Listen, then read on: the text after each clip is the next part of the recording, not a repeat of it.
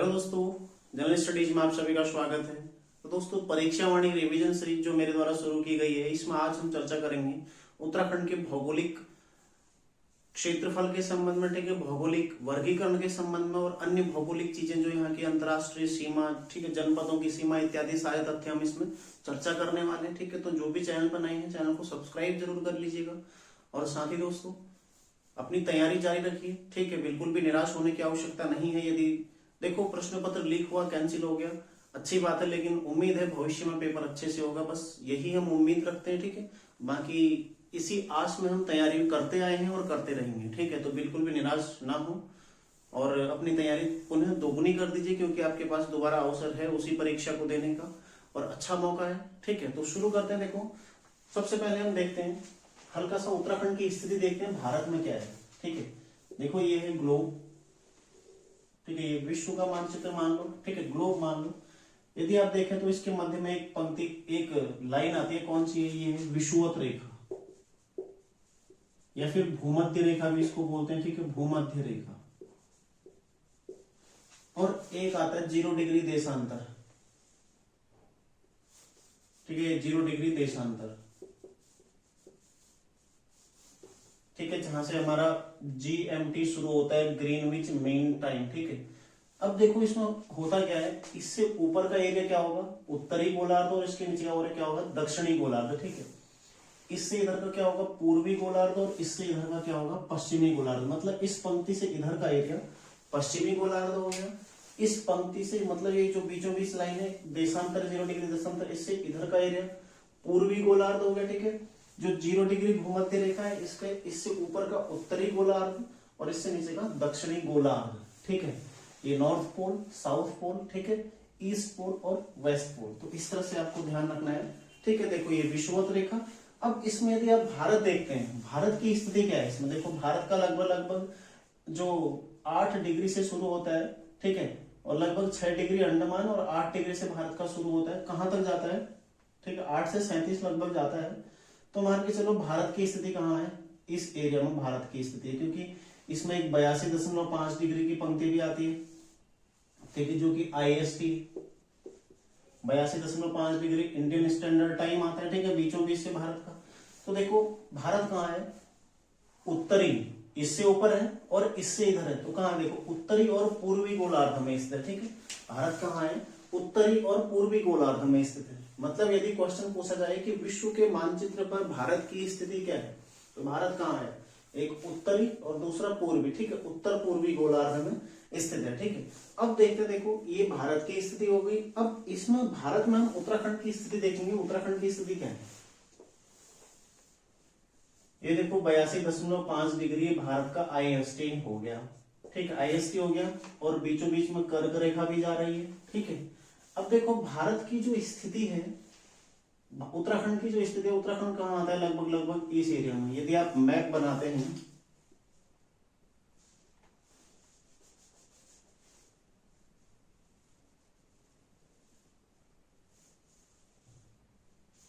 इस तरह से आता है मैप ऊपर। उत्तराखंड कहाँ है? ये उत्तराखंड है। ठीक है, यहाँ पर इतना उत्तराखंड है। और देखो जो ग्रीनविच मीन टाइम है, लगभग यहाँ से जाता है। ठीक है, यूपी के इलाहाबाद नैनी से जाता है। ठीक है, यूपी इलाहाबाद नैनी लगभग यहाँ तक यूपी आता है इसमें। तो देखो ये यहाँ से पंक्ति जा रही है 82.5 डिग्री। तो भारत की स्थिति क्या है? नहीं, उत्तराखंड की स्थिति क्या है? ये है उत्तराखंड। कहाँ से? देखो ये इसमें कर्क रेखा होगी। ठीक है, ये कर्क रेखा होगी और कर्क रेखा, और ये होगा भारत की मुख्य रेखा, मध्याह्न रेखा जिसे हम बोलते हैं, 82.5 डिग्री, जहां से IST लिया गया है। ठीक है, तो भारत की स्थिति क्या होगी? देखो एक तो इसके पश्चिम में है और ये मध्य में है। ठीक है, लगभग मध्य पश्चिम मध्य में। ठीक है, पश्चिम मध्य में भारत में उत्तराखंड की स्थिति क्या है? पश्चिम मध्य, उत्तर में भी नहीं है एकदम और पूरा पश्चिम में भी नहीं है, बीचों बीच में आ रहा है। ठीक है, पश्चिम मध्य। ठीक है, ये पश्चिम है और ये मध्य, पश्चिम मध्य में है। और यदि हिमालय में बात करें तो हिमालय में क्या है इसकी स्थिति? यहाँ पर भी इसकी उत्तर मध्य में। ठीक है, ये हिमालय, क्योंकि उत्तर में देखो हिमालय कहाँ कहाँ आता है? हिमालय इस तरह से आ रहा है। ठीक है, ये हिमालय का एरिया है। तो हिमालय में स्थिति क्या है? देखो यहाँ से हिमालय आगे तक होगा, पूरा पूर्व अरुणाचल प्रदेश तक का। तो हिमालय में देखो क्या है? उत्तर की ओर है लेकिन मध्य में, ठीक है, पूरा उत्तर भी नहीं है और पूरा मध्य, बीचों बीच भी नहीं है, उत्तर मध्य में, ठीक है, लगभग बीच में हिमालय में स्थित। तो देखो उत्तराखंड की तो दो क्वेश्चन यहां से बनते हैं। उत्तराखंड के भारत के मानचित्र पर स्थिति क्या है? सबसे पहला क्या स्थिति है? उत्तर पश्चिम मध्य, पश्चिम मध्य, ठीक है, सॉरी पश्चिम मध्य है, ध्यान रखिएगा, ठीक है, पश्चिम मध्य है। इसको आप उत्तर पश्चिम भी बोल सकते हैं, ठीक है, उत्तर पश्चिम भी कह सकते हैं, क्योंकि यदि आप उत्तर लेते हैं, देखो जिस तरह से आपको ऑप्शन मिलता है, यदि आप उत्तर लेते हैं, ठीक है तो उत्तर दिशा में, क्योंकि देखो इसके ऊपर का क्या हो गया, उत्तर हो गया, ठीक है, और इससे इधर का क्या हो गया, पश्चिम हो गया, तो इन दोनों के मध्य में ही है, ठीक है, तो उत्तर पश्चिम या फिर पश्चिम मध्य आप इसको ले सकते हैं दोनों। और दूसरा देखो, यदि हिमालय में उत्तराखंड की स्थिति पूछी, यदि हिमालय में उत्तराखंड की स्थिति पूछता है तो हिमालय में क्या हो जाएगा, देखो ये उत्तर मध्य, ठीक है, उत्तर मध्य इसकी हिमालय में स्थिति हो जाएगी, ठीक है, उत्तर मध्य, क्योंकि हिमालय उत्तर में, हिमालय पश्चिम में नहीं है ना, तो उत्तर पश्चिम इसकी मैप में स्थिति हो जाएगी, या फिर पश्चिम मध्य इसकी मैप में स्थिति हो जाएगी, ठीक है, उत्तर मध्य में क्या है इसका, हिमालय, जो उत्तराखंड में हिमालय, उत्तराखंड की हिमालय में जो स्थिति है वो है उत्तर मध्य, ठीक है, तो ये आप लोग समझ गए होंगे। अब इसका देखते हैं अक्षांशीय विस्तार, उत्तराखंड का अक्षांशीय विस्तार कितना है और देशांतरीय विस्तार कितना है। उत्तराखंड का अक्षांशीय विस्तार कितना है, 28 डिग्री 43 मिनट से 31 डिग्री 27 मिनट, ठीक है, ये है उत्तराखंड का अक्षांशीय विस्तार। मतलब निचला पॉइंट कौन सा है, 28 डिग्री 43 मिनट, ठीक है, और ऊपरी पॉइंट कौन सा है, 31 डिग्री 27 मिनट, ठीक है, ये निचला पॉइंट और ये ऊपरी बिंदु है उत्तराखंड का। यदि चर्चा करें देखो पश्चिमी बिंदु और पूर्वी बिंदु में, पश्चिमी कौन सा हो जाएगा, 77 डिग्री 34 मिनट से 34 मिनट से, ठीक है, 77 डिग्री 34 मिनट से 81 डिग्री 02 मिनट, ठीक है, ये इसका देशांतरीय विस्तार है। यानी सीधा यदि देखें हैं, ठीक है, इस तरह से हल्का सा मैं आपको मैप के जरिए समझा देता हूं, ठीक है, ज्यादा मैप पर फोकस ना करेंगे, कैसा बनना है केवल समझाने के लिए मैं आपको इसको बना के दिखा रहा हूं, ठीक है। तो इस तरह से हल्का हरिद्वार फिर, ठीक है, इस तरह से मान लो मैप उत्तराखंड का है।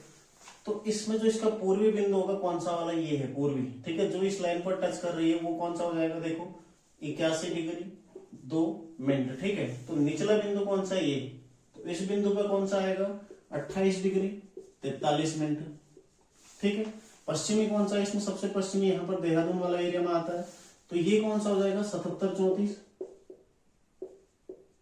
और इसका जो ऊपरी बिंदु है ये होगा, ठीक है, यहाँ पर कितना हो जाएगा, 31 डिग्री 27 मिनट, ठीक है। तो इस तरह से इसका अक्षांशीय और देशांतरीय विस्तार है। तो भारत में स्थिति क्या है, उत्तर मध्य हिमालय में आपको पहले ही बता चुका हूं। यदि क्षेत्रफल की बात करें तो क्षेत्रफल कितना है, क्षेत्रफल है 53,483 वर्ग किलोमीटर, ठीक है, क्षेत्रफल कितना है, 53,483 वर्ग किलोमीटर, ध्यान रखिएगा, ठीक है। और देश में स्थिति क्या है, पश्चिम मध्य में आपको शुरू में समझा चुका हूं। देखो आकार कैसा है इसका, इसका आकार कैसा लग रहा है आपको उत्तराखंड का, ठीक है।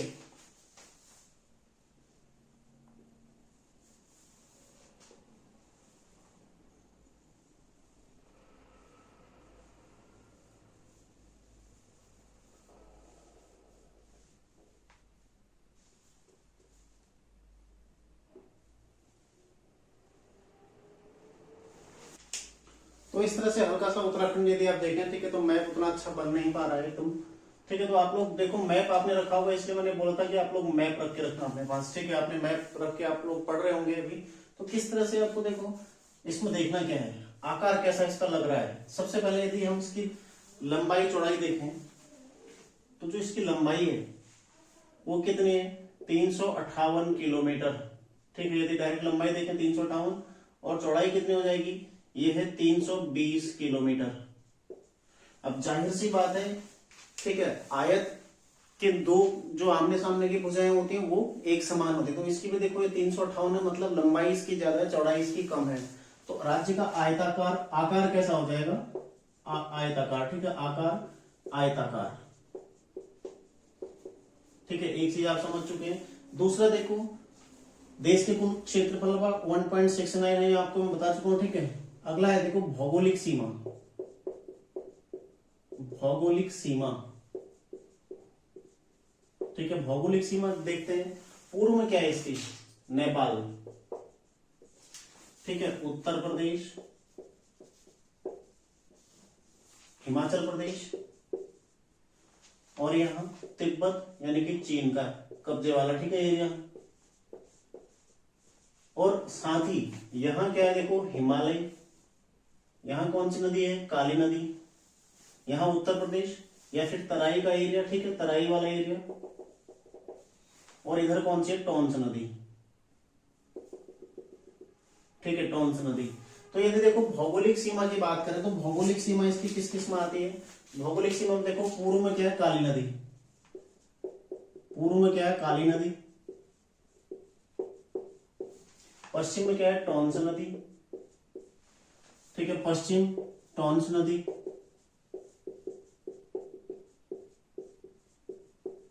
ठीक है। यदि उत्तर में देखें तो हिमालय,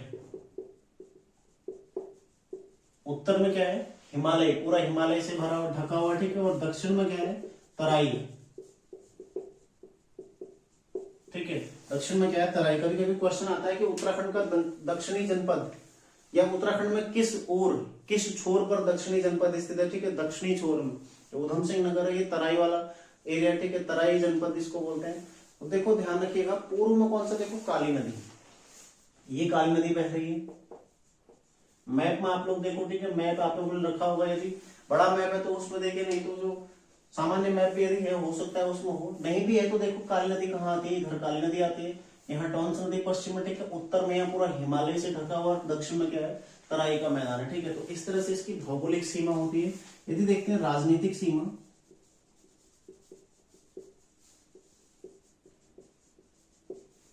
राजनीतिक सीमा में देखो, पूर्व, पूर्व में क्या हो जाएगा, नेपाल, ठीक है। यदि बात करें पश्चिम, पश्चिम में क्या हो जाएगा, हिमाचल। यदि बात करें उत्तर, उत्तर में क्या है, चीन। और यदि बात करें दक्षिण, क्या है, यूपी यानी कि उत्तर प्रदेश, ठीक है। तो उत्तर प्रदेश लगभग लगभग यहां से शुरू होकर उत्तर प्रदेश पूरा यहाँ लास्ट तक का उत्तर प्रदेश, ठीक है। तो इस तरह से ध्यान रखिएगा। राजनीतिक सीमा कौन कौन सी है, पूर्व में नेपाल है, पश्चिम में हिमाचल है, उत्तर में चीन है, और दक्षिण में उत्तर प्रदेश है, ठीक है। तो ये सारी चीजें भी आपकी कवर क्लियर हो चुकी होंगी। भौगोलिक सीमा यदि पूछे कि उत्तराखंड की भौगोलिक सीमा के संबंध में निम्न में से कौन सा कथन सही नहीं है, ठीक है, तो आपको भौगोलिक सीमा इस तरह से मिलेगी, पूर्व में काली नदी, ठीक है, पश्चिम में टॉन्स नदी, उत्तर में हिमालय, और दक्षिण में तराई क्षेत्र, ठीक है। तो ये आपकी भौगोलिक सीमा होगी उत्तराखंड की। यदि चर्चा करें राजनीतिक सीमा क्या है इसकी, तो राजनीतिक सीमा देखो, पूर्व में नेपाल, अंतरराष्ट्रीय सीमा बन रही है, ठीक है, पश्चिम में हिमाचल, अंतरराज्यीय सीमा बन रही। दूसरा देखो, उत्तर में चीन, ठीक है, पुनः अंतरराष्ट्रीय सीमा, और दक्षिण में उत्तर प्रदेश, ठीक है। तो राज्य के साथ सीमा बन रही है, यानी कि 2 राज्यों के साथ और 2 देशों के साथ उत्तराखंड की सीमा साझा होती है, ठीक है। यहां तक आप समझ गए हैं, तो इसको मिटा दो, ठीक है। अगला देखते हैं। देखो यदि आप देखते हैं उत्तराखंड में, ठीक है, तो लगभग लगभग जो नीचे का एरिया है ये थोड़ा मैदानी एरिया है, ठीक है, ये मैदानी एरिया है। इतना मैं ये पंक्ति इसलिए दे रहा हूं ताकि आप लोग पूरा क्लियर से समझ सके। यहां पर देखो देहरादून,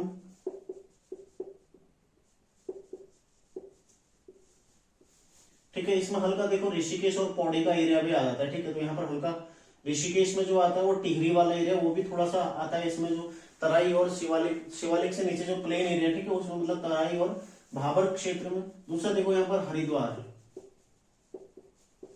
तीसरा पौड़ी, चौथा यूएस नगर, और 5वां नैनीताल, और छठा कौन सा इसमें, चंपावत, ठीक है। तो 6 जिले किसमें आते हैं, आप मैप में आपने जिला जो बटा हुआ है उसमें देखना आपको, ठीक है। 6 जिले किसमें आते हैं, ये आते हैं मैदानी क्षेत्र में। इतना हल्का हल्का इनका मैदानी क्षेत्र भी है। तो बस बात समझाने का ये है कि यहाँ का केवल 13.93% क्या है, मैदानी एरिया है, और 86.07% क्या है यहाँ पर, पर्वतीय एरिया है।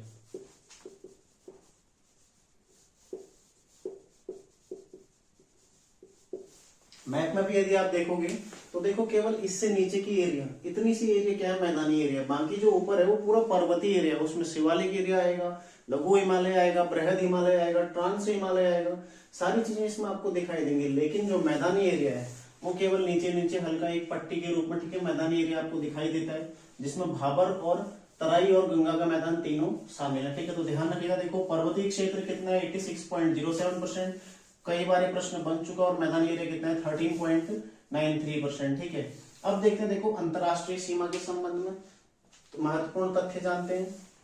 देखो अंतरराष्ट्रीय सीमा किस किस से बन रही है, यहाँ नेपाल पूर्व में और उत्तर में चीन। सबसे पहले अंतरराष्ट्रीय सीमा, पूर्व में नेपाल, उत्तर में चीन। ठीक है, अब चर्चा करें तो अंतरराष्ट्रीय सीमा कुल कितने जिले,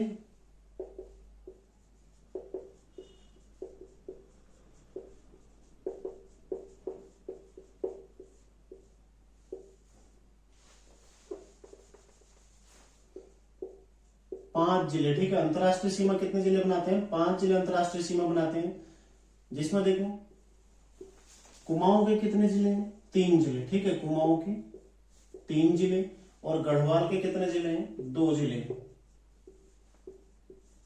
ठीक है, 2 जिले। कुमाऊं के 3 जिले कौन कौन से हैं, देखो एक है पिथौरागढ़,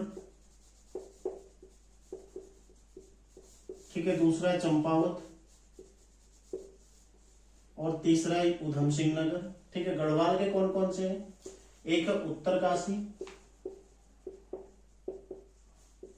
दूसरा है चमोली। अब मैप की तरफ चलते हैं। ठीक है, तो ये आपने समझ लिया कि टोटल 5 जिले हमारे अंतरराष्ट्रीय सीमा बना रहे हैं, जिसमें से पिथौरागढ़, चंपावत, उधम सिंह नगर, उत्तरकाशी और चमोली 5 ऐसे जिले हैं जो अंतरराष्ट्रीय सीमा बना रहे हैं। ठीक है, तो लगभग यहाँ से अंतरराष्ट्रीय सीमा हमारी शुरू होकर यहाँ तक जाती है। तो देखो ये है उधम सिंह नगर पूरा एरिया। ठीक है, फिर आता है इसमें हल्का चंपावत का एरिया,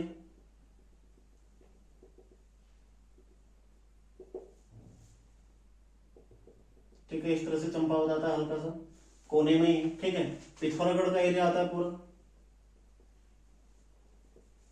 आप लोग मैप में देखिए। ठीक है, ये चमोली का एरिया, और यहाँ पूरा उत्तरकाशी आ जाता है इस तरह से। ठीक है, तो इसमें हो सकता है सीमांकन पूरा सही से ना कर पा रहा हूं मैप में, पर आपको समझाने के लिए मैं केवल बता रहा हूं। ठीक है, बस आप लोग समझते जाओगे, आप लोग समझ जाओ, सबसे बड़ा उद्देश्य यही है कि आप लोग समझो।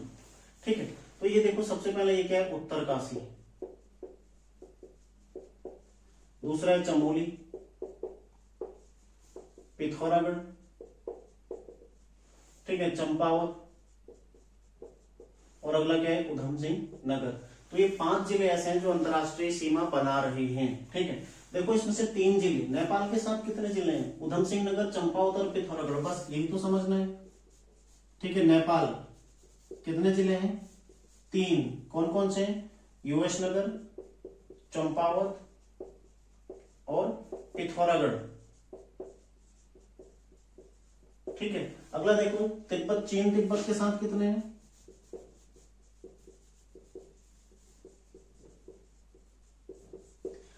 उत्तरकाशी, चमोली और पिथौरागढ़। ठीक है, अब कई लोग तो ऐसे भी सोच रहे होंगे सर ये तो 6 हो गए। अरे 6 नहीं हुए भाई, पिथौरागढ़ क्या है, दोनों में कॉमन है पिथौरागढ़। पिथौरागढ़ चीन के साथ भी, पिथौरागढ़ नेपाल के साथ भी। पिथौरागढ़ एकमात्र ऐसा जिला है जो 2 देशों के साथ अंतरराष्ट्रीय सीमा साझा कर रहा है, एक नहीं। पिथौरागढ़ में देखो एक कौन सा आ गया, एक आ गया इसमें उत्तरकाशी, सॉरी एक आ गया इसमें चीन तिब्बत, और दूसरा कौन सा आ गया, नेपाल। ठीक है, उत्तरकाशी तो यहाँ है, तो ध्यान रखिएगा, आपने समझना है। ठीक है, 3 जिले जो कि तिब्बत के साथ या चीन के साथ सीमा साझा कर रहे हैं, जिसमें उत्तरकाशी, चमोली और पिथौरागढ़। ठीक है, दूसरे चंपावत, उधम सिंह नगर और पिथौरागढ़ किसके साथ है, नेपाल के साथ। अब देखो सर्वाधिक अंतरराष्ट्रीय सीमा किसकी है, पिथौरागढ़ की। कहां से कहां तक है, ये पूरा पिथौरागढ़ का एरिया है। ठीक है, तो सर्वाधिक अंतरराष्ट्रीय सीमा वाला जिला। ठीक है, पहले देखो चीन प्लस नेपाल के साथ कौन है, पिथौरागढ़। ठीक है, सर्वाधिक अंतरराष्ट्रीय सीमा किसकी है, पिथौरागढ़ की। ठीक है, सर्वाधिक अंतरराष्ट्रीय सीमा है, ठीक है। चूंकि मैं फटाफट समझाने के लिए आपको अंतरराष्ट्रीय यहाँ पर गैप कर दिया, ठीक है। सर्वाधिक सीमा किसकी है? पिथौरागढ़ की। किस किस देशों के साथ लग रही है? देखो चीन और तिब्बत के साथ। तो अगला पॉइंट है, देखो सबसे कम अंतरराष्ट्रीय सीमा वाला जिला, सबसे कम किसके? उधम सिंह नगर। मैप देखो, मैप में सबसे कम छोटा सा एक टुकड़ा सा, हल्का सा पट्टी जैसी, किसके? उधम सिंह नगर की। नेपाल के साथ सीमा बना रही है। अब कई सारे लोग तो ये भी सोचेंगे कि मतलब उधम सिंह नगर कहाँ तराई का क्षेत्र और कहाँ नेपाल से उसकी सीमा कैसे बनेगी। एक बार मैप देखो, आपको क्लियर हो जाएगा कि नेपाल से सीमा बन रही है या नहीं बन रही है, ठीक है। तो इसलिए हम गलत कराते ना, यदि क्वेश्चन आएगा कि नेपाल कितने देशों की सीमा बनती है, उधम सिंह नगर नहीं सोचते वहां पर। क्यों? क्योंकि हमें ये लगता है कि तो तराई वाला एरिया कहाँ? नेपाल चंपावत के बगल में या पिथौरागढ़ के बगल में, ठीक है। और कहाँ? उधम सिंह नगर। तो बिल्कुल इसकी सीमा बन रही है, ठीक है। ऐसा नहीं है कि नहीं बन रही। आप लोग मैप देखिए, वहां पर आपको सीमा इसकी दिखाई देगी। तो सबसे कम सीमा किसकी? अंतरराष्ट्रीय सीमा उधम सिंह नगर की, ठीक है। देखो चीन के साथ सर्वाधिक कौन है? चीन प्लस नेपाल दोनों के साथ सर्वाधिक कौन है? पिथौरागढ़।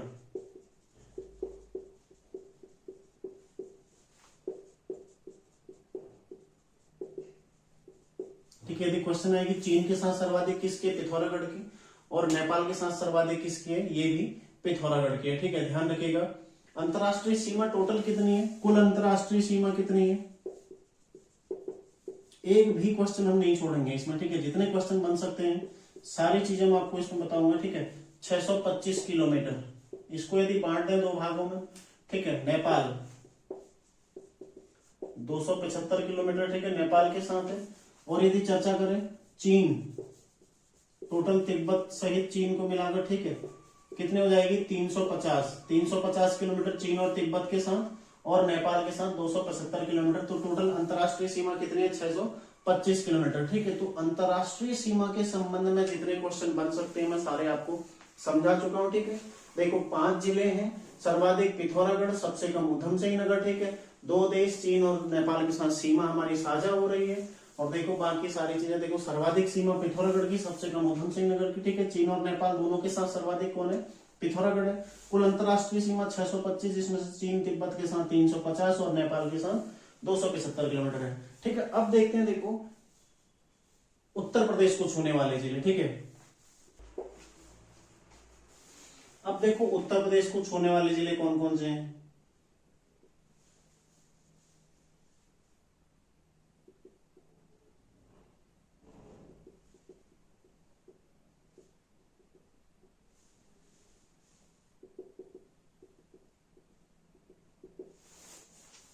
इस तरह से देखो, ठीक है।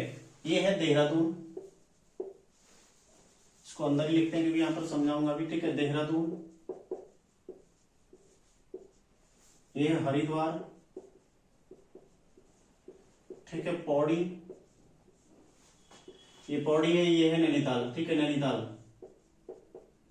और ये लास्ट में उधम सिंह नगर, ठीक है। तो 5 जिले जो उत्तर प्रदेश से सीमा बनाते हैं। अब इनका क्रम, सबसे पहले इनका क्रम लिख लेते हैं, ठीक है। पश्चिम से पूर्व, पश्चिम से पूर्व इनका क्रम क्या हो जाएगा? सबसे पहले कौन आ रहा है? देखो देहरादून, ठीक है। शॉर्ट में लिख रहा हूं, ठीक है। देहरादून आप लोग यदि नोट करें तो पूरा आप लोग नोट कर सकते हैं।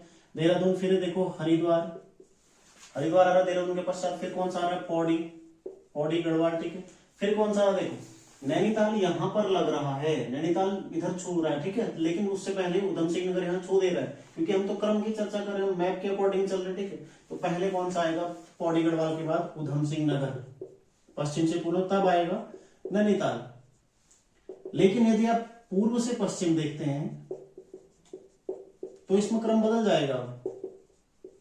यहां तो आ रहा था कि नैनीताल बाद में आ रहा है, लेकिन अब देखो ना, पहले यदि पूर्व से पश्चिम चलते तो पहले उधम सिंह नगर, तब नैनीताल, तब पौड़ी, ठीक है। देखो पहले उधम सिंह नगर, तब नैनीताल, तब पौड़ी, ठीक है, तब हरिद्वार और तब देहरादून। तो इस तरह से देखो नैनीताल कहां पर छूता है? इस वाले एरिया में, ये आपको साफ से दिख रहा होगा, ठीक है। यहां नैनीताल उत्तर प्रदेश को छूता है, लेकिन उससे पहले यहाँ उधम सिंह नगर छू दे रहा है, ठीक है। तो उधम सिंह नगर पहले, नैनीताल दूसरे पर। और यहां से यदि चर्चा करें, देखो इस क्रम को कई बार पूछा गया, इसी क्रम में, कि उत्तर प्रदेश के साथ छूने वाले जिलों को पूर्व से पश्चिम के क्रम में लगाइए या फिर पश्चिम से पूर्व के क्रम में लगाइए। तो क्रम बहुत महत्वपूर्ण है, आपको ध्यान रखना है, ठीक है। हालांकि मैं पहले इसको कई बार पेपर सॉल्व के दौरान आपको करा चुका हूं, तो आपको इसमें अब तो याद ही हो गया होगा, लेकिन फिर भी आपको पता होना चाहिए कौन सा जिला कहां से और किस तरह से छू रहा है, ठीक है। अब चर्चा करते हैं। एक बार आपने एक पेपर में क्वेश्चन देखा होगा, एक प्रश्न आया था कि निम्न में से उत्तर प्रदेश का कौन सा जिला नैनीताल के साथ सीमा बनाता है, इस तरह से क्वेश्चन आया था। और इतने बढ़िया उसमें देखो, बरेली उसमें ऑप्शन दे रखा है, पीलीभीत उसमें ऑप्शन दे रखा है, ठीक है, मुरादाबाद उसमें ऑप्शन दे रखा है और रामपुर उसमें ऑप्शन दे रखा है। तो अब देखते हैं उत्तर प्रदेश के कितने जिले उत्तराखंड से सीमा साझा करते हैं। पहले यहां आता है पीलीभीत, ठीक है, बरेली, मैं इसको बांट दे रहा हूं, ठीक है, केवल मैं बांट रहा हूं, आप लोग ध्यान रखिएगा। यहां आता है रामपुर, ठीक है, रामपुर के पश्चात कौन सा आता है, बिजनौर,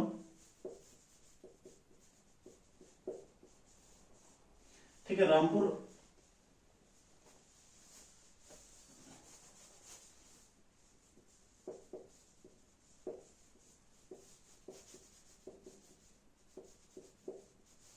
बिजनौर, ठीक है।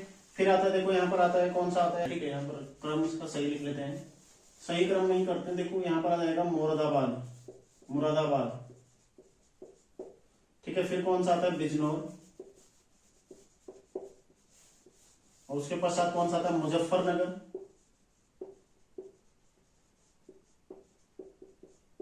और कौन सा आता है, सहारनपुर। सहारनपुर किस में आता है, देखो देहरादून और हरिद्वार के एरिया वाले में आता है, ठीक है। सहारनपुर देहरादून में मुख्यतः देहरादून में ही आपको मिलेगा। तो देखें इनमें से कौन सा जिला किस जिले के साथ सीमा बनाता है। तो टोटल उत्तर प्रदेश के 7 जिले हैं जो उत्तराखंड के साथ सीमा बना रहे हैं। 7 जिलों को आप लोग नोट कर लीजिए, ठीक है। इसी तरह से नोट करिए पश्चिम से पूर्व के क्रम में, ठीक है। बाकी पूर्व से पश्चिम देख पूछेगा तो ये उल्टा क्रम हो जाएगा। तो पश्चिम से पूर्व, इसी तरह से आप इनको नोट कर लीजिए। इसमें सहारनपुर पहले आएगा, मुजफ्फरनगर, फिर बिजनौर, फिर मुरादाबाद, फिर रामपुर, फिर बरेली, फिर पीलीभीत, ठीक है। तो इसको आप लोग नोट कर लीजिए, पहले स्क्रीनशॉट ले लीजिए इसका, फिर नोट कर लीजिए। उसके पश्चात में इसको मिटा देता हूं ताकि यहाँ पर मैं लिख सकूं, ठीक है। अब देखो, यदि देखें सबसे पहले हम इसकी सीमा की चर्चा करें तो उधम सिंह नगर को उत्तर प्रदेश के 5 जिले छूते हैं, ठीक है, 5 जिले। अभी हम उत्तर प्रदेश के जिलों की चर्चा करें तो उधम सिंह नगर से 5 जिले, जिसमें देखो बिजनौर, ठीक है, मुरादाबाद, फिर कौन सा आता है इसमें, फिर आता है देखो रामपुर, ठीक है, बरेली और पीलीभीत, ठीक है, बरेली और पीलीभीत। तो इस तरह से कुल 5 जिले उधम सिंह नगर के साथ सीमा बना रहे हैं, ठीक है, ध्यान रखिएगा।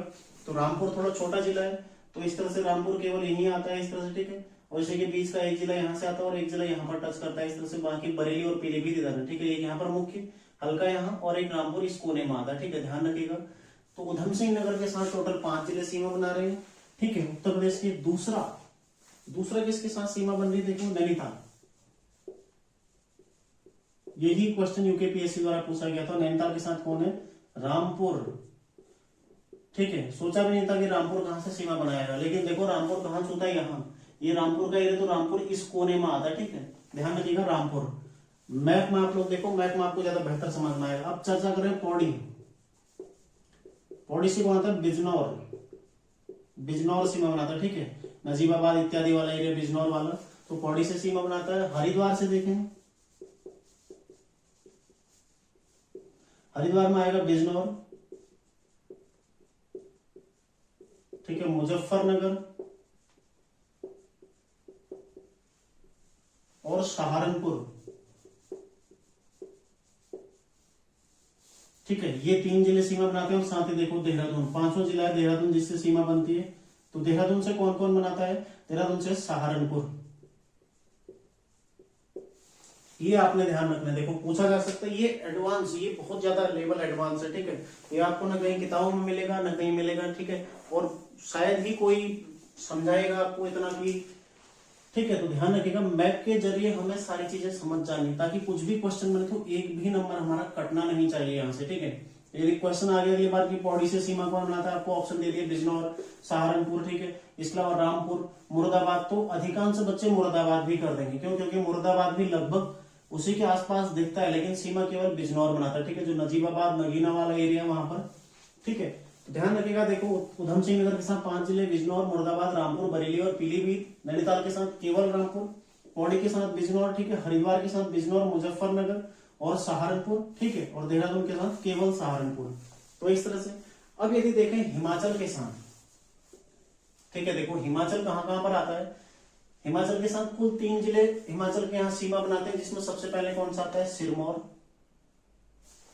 सबसे पहले आता है देखो सिरमौर, फिर आता है शिमला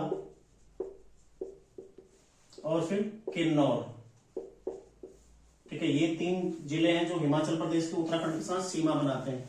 तो इसमें सबसे पहले देखते हैं, देखो देहरादून। देहरादून से कौन कौन आते हैं, सिरमौर प्लस शिमला,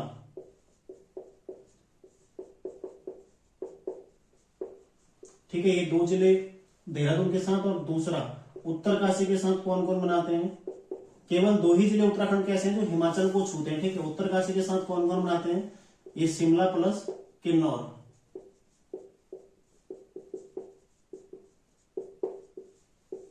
ठीक है। उत्तराखंड के भी केवल 2 जिले, एक देहरादून और एक उत्तरकाशी। देखो इस एरिया में यहां से लगभग हिमाचल शुरू होता है, ठीक है, यहां से यहां तक का लगभग हिमाचल का एरिया है। तो उत्तराखंड के भी 2 जिले हिमाचल के साथ सीमा बनाते हैं।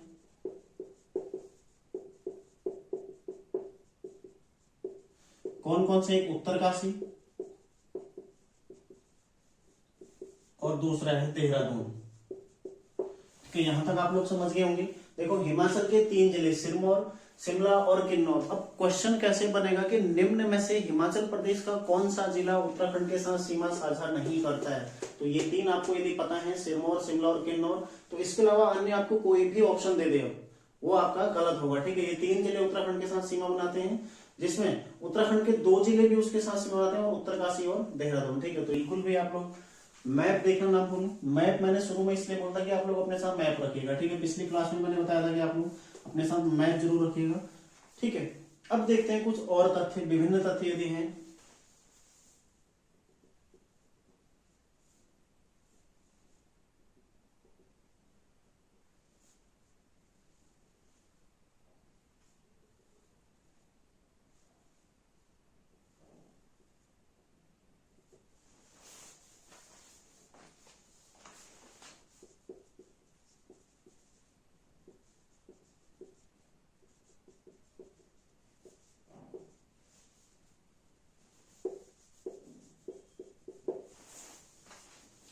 अब देखो राज्य के 4 ऐसे जिले जो अंतःस्थलीय, ठीक है, लैंड लॉक्ड,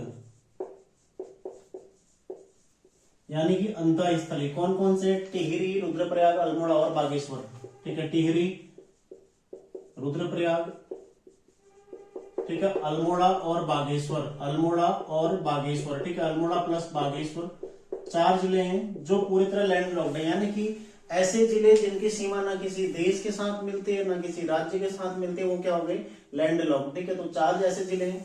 देखो रुद्रप्रयाग के साथ अल्मोड़ा की सीमा नहीं बनती है, तो यहाँ पर थोड़ा गड़बड़ हो गया है मैप में, ठीक है। आप लोग सुधार लीजिएगा इसको अपने में, ठीक है। तो इस तरह से ये है, ये अल्मोड़ा की सीमा आती है, यहाँ चंपावत के साथ भी लगती है, ठीक है। तो हल्का सा इस तरह से आता है, देखो तो इस तरह से अल्मोड़ा की सीमा आएगी, और यहाँ ये बागेश्वर आ जाएगा छोटा सा, ठीक है, थोड़ा बागेश्वर आएगा, और इधर आता है रुद्रप्रयाग इस तरह से, ठीक है।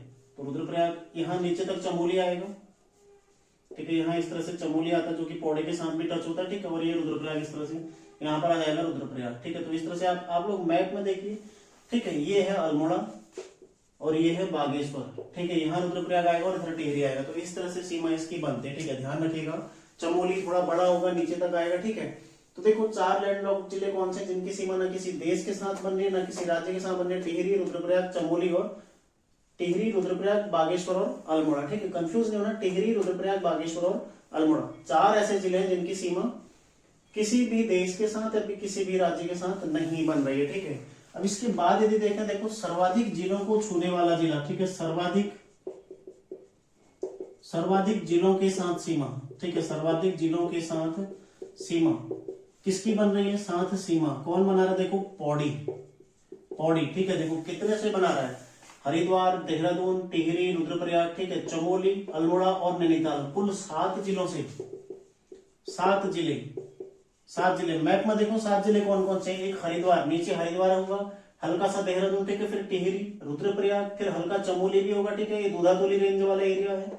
फिर इसके बाद देखो अल्मोड़ा और नैनीताल, कुल 7 जिलों के साथ पौड़ी सीमा बनाता है। अगला देखो यदि 6 जिले, चमोली प्लस अल्मोड़ा, चमोली प्लस अल्मोड़ा, ठीक है, चमोली प्लस अल्मोड़ा, ये कितने जिलों के साथ सीमा बनाते हैं? 6 जिलों के साथ, ठीक है। देखो चमोली 1 2 3 4 5 और 6, उत्तरकाशी, रुद्रप्रयाग, पौड़ी, अल्मोड़ा, बागेश्वर और पिथौरागढ़। चमोली के कितने जिले हैं? 6 जिले, उत्तरकाशी, रुद्रप्रयाग, पौड़ी, अल्मोड़ा, बागेश्वर और पिथौरागढ़। मैप देखो आप लोग वहां पर, ठीक है। अब देखें यदि अल्मोड़ा की चर्चा करें, देखो अल्मोड़ा, नैनीताल, पिथौरागढ़, यहाँ चंपावत, ठीक है, पिथौरागढ़, बागेश्वर, चमोली और पौड़ी। देखो नैनीताल, नैनीताल को छू रहा है, देखो मैं हल्का इसको डार्क कर रहा हूं, आप लोग समझ जाएंगे, ठीक है। देखो नैनीताल को छू रहा है, फिर यहाँ चंपावत को भी छू रहा है, ये चंपावत का एरिया, ठीक है, चंपावत को छू रहा है, पौड़ी को छू रहा है, ठीक, सॉरी पिथौरागढ़ को छू रहा है, यहाँ बागेश्वर को भी छू रहा है, यहाँ चमोली भी इसमें आ रहा है, ठीक है, और यहाँ पौड़ी भी इसको छू रहा है, ठीक है। तो देखो अल्मोड़ा भी 6 जिलों को और चमोली भी 6 जिलों के साथ सीमा बनाते हैं। यदि देखें सबसे कम के साथ सीमा कौन बनाता है, एक तो उधम सिंह नगर है सबसे कम। बाकी देखो आप लोग मैप में देख लीजिएगा, छोटे छोटे टिहरी है, ये लगभग 4 के साथ बनाते हैं, ठीक है। तो सबसे कम में यदि चर्चा करें, सबसे कम, तो सबसे कम एक बार यदि आप मैप देख लो ना, एक बार अच्छे से मैप देख लो, बस उसको अपने दिमाग में बैठा लो कि मैप में क्या क्या स्थिति है, तो आपको फिर यहाँ से कोई भी कभी भी कैसा ही भी क्वेश्चन आए आपका गलत नहीं जाएगा। आपको पूछेगा रुद्रप्रयाग के साथ सीमा कौन बनाता है, आपको पता है, आपने मैप देखा है, पौड़ी, चमोली, उत्तरकाशी, टिहरी 4 जिले बनाते हैं, ठीक है। टिहरी के साथ कौन बनाता है, उत्तरकाशी, रुद्रप्रयाग, पौड़ी, देहरादून, बस लगभग 4 जिले। देखो देहरादून से उत्तरकाशी, टिहरी, पौड़ी, हरिद्वार लगभग 4 जिले, ठीक है। नैनीताल से चंपावत, अल्मोड़ा, पौड़ी, उधम सिंह नगर 4 जिले, हर किसी के 4 जिले, लेकिन 2 जिले किस किसके हैं देखो सबसे कम, एक है उधम सिंह नगर और दूसरा है हरिद्वार, ठीक है। उधम सिंह नगर के साथ नैनीताल और चंपावत, ठीक है, नैनीताल प्लस चंपावत, और हरिद्वार के साथ कौन है, देखो पौड़ी प्लस देहरादून, पौड़ी प्लस देहरादून, ठीक है। तो ये 4 जिले हैं, जो ये 2 जिले हैं जो उधम सिंह नगर, नैनीताल प्लस चंपावत, और ये 2 जिले हैं जो हरिद्वार के साथ पौड़ी प्लस देहरादून। तो सबसे कम जो सीमाएं बनती है किसी जिले की, किसकी बनते हैं, उधम सिंह नगर की, चंपावत और नैनीताल के साथ, ठीक है, और हरिद्वार की, पौड़ी और देहरादून के साथ। तो ये पूरा आप लोग समझ गए होंगे किस तरह से सीमांकन हो रहा है, ठीक है, क्या हो रहा है। देखो सबसे बड़ा जिला कौन सा है इनमें, सबसे बड़ा जिला, ठीक है, सबसे बड़ा जिला कौन सा है, तो मैप में भी लगभग, हालांकि पिथौरागढ़ यहाँ पर ज्यादा बड़ा बन गया, पिथौरागढ़ हल्का यहाँ तक आता है, ठीक है, लेकिन फिर भी सबसे बड़ा जिला कौन सा है, चमोली, ठीक है। चमोली आयोग ने हाल ही में इसको सही माना है, चमोली, जिसका 8030 वर्ग किलोमीटर इसका क्षेत्रफल है, ठीक है। और सबसे छोटा कौन सा है, सबसे छोटा, यदि सबसे छोटा की चर्चा करें तो सबसे छोटा जिला कौन सा है, चंपावत, कितना है, 1766 वर्ग किलोमीटर इसका क्षेत्रफल है, ठीक है, ध्यान रखिएगा। चंपावत का कितना है, 1766 वर्ग किलोमीटर, ठीक है। देखो एक मैप के जरिए आप कितनी चीजें समझ सकते हैं, पूरा आपको उत्तराखंड समझ में आ गया होगा, ठीक है।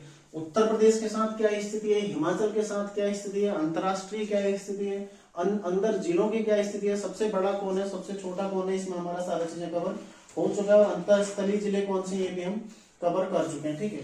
तो और देखो अन्य ऐसा कोई क्वेश्चन इसमें बनना प्रतीत नहीं होता मुझे जो आप लोगों को इसमें लिखाया जाए, ठीक है, कुछ अलग हो। यदि आप चर्चा करते हैं देखो, तो इसमें इस तरह से यदि आप जाते हैं, ठीक है, तो सबसे पहले चमोली सबसे बड़ा आएगा, मतलब घटते क्रम में सबसे पहले चमोली, फिर उत्तरकाशी, ठीक है, दूसरे नंबर पर उत्तरकाशी, तीसरे पिथौरागढ़ और चौथे पर पौड़ी गढ़वाल, ठीक है, और 5वें पे नैनीताल। तो घटते क्रम में देखो नैनीताल 5वां, पौड़ी चौथा, पिथौरागढ़ तीसरा, उत्तरकाशी दूसरा, चमोली पहला, ठीक है। बढ़ते क्रम में देखते हैं तो सबसे छोटा कौन सा है, सबसे छोटा है इसमें चंपावत, ठीक है, फिर उसके बाद है रुद्रप्रयाग, तब बागेश्वर, ठीक है, और तब आता है हरिद्वार। तो इस तरह से बढ़ते क्रम में घटते क्रम में, तो पहले 5 लास्ट के 5 या पहले 4 और लास्ट के 4 आपको पता होना चाहिए, ठीक है। यदि सबसे पश्चिमी जिला देखें कौन है, देहरादून, सबसे पश्चिम में कौन है, देहरादून, सबसे पूर्व में कौन है, देखो पिथौरागढ़ सबसे पूर्व, उत्तर में कौन है, सबसे उत्तरकाशी, ठीक है, उत्तरकाशी यहाँ से शुरू होता है, इस तरह से ये जो एरिया है उत्तरकाशी में आता है, ठीक है। तो उत्तरकाशी सबसे उत्तर में, और सबसे दक्षिण में कौन है, उधम सिंह नगर। तो ऐसे ही पूछा सकता है, देखो सबसे दक्षिण उधम सिंह नगर, सबसे उत्तर उत्तरकाशी, सबसे पश्चिम देहरादून, और सबसे पूर्व में पिथौरागढ़, ठीक है। तो आपको मैथ में ये भी देखना है, देखो किसकी कहां पर स्थिति है। आपसे पूछ लेगा 4 जिले दे देगा, टिहरी, रुद्रप्रयाग, बागेश्वर, चमोली, इनको पश्चिम से पूर्व के क्रम में लगाइए। तो सबसे पहले टिहरी, फिर रुद्रप्रयाग, फिर चमोली, फिर बागेश्वर, या फिर पूर्व से पश्चिम तो पहले बागेश्वर, चमोली, फिर रुद्रप्रयाग, फिर टिहरी। ठीक है, इस तरह से और इस तरह से दोनों चीजों से आपसे क्वेश्चन कर सकता है। मैप से कहीं से भी क्वेश्चन है, अब आपका गलत नहीं होना चाहिए। ठीक है, तो आप लोग इसको रिवाइज जरूर करना। देखो चीजें याद तभी होती है जब आप रिवाइज करते हैं, तो अगर रिवीजन नहीं करेंगे तो फिर भूल जाएंगे, कोई फायदा नहीं है। ठीक है, यदि आप लोग रिवीजन कर रहे हैं तो उसको लगातार 2-3 बार रिवीजन करिए। एक बार अभी आपने देख लिया, ठीक है, क्लास देख लिया, जिसने नोट किया, नहीं तो जिसने पहले पढ़ा उसका रिवीजन हो गया। ठीक है, लेकिन जो आपने पहले नोट किया होगा उसको दोबारा से रिवीजन करना, तभी आपको फायदा मिलेगा। ठीक है, तो रिवीजन आप लोग ज्यादा से ज्यादा फोकस करिए। अपनी क्लास पसंद आए तो लाइक, शेयर, कमेंट बिल्कुल भी रुकना नहीं चाहिए। ठीक है, मेहनत लगती है मेरी भी, देखो, और आप लोगों का कमेंट, ठीक है, इत्यादि ही मेरे को उत्साहित करता है। ठीक है, जितना आपका कमेंट आता है तो उससे मुझे भी उत्साह मिलता है। ठीक है, तो उससे मुझे भी एक जुनून मिलता है कि हाँ, बच्चों को अच्छा लग रहा है मैटर। ठीक है, तो आप लोग कमेंट जरूर कीजिएगा। मिलते हैं नेक्स्ट क्लास में, आप लोग तैयारी करते रहिए। धन्यवाद।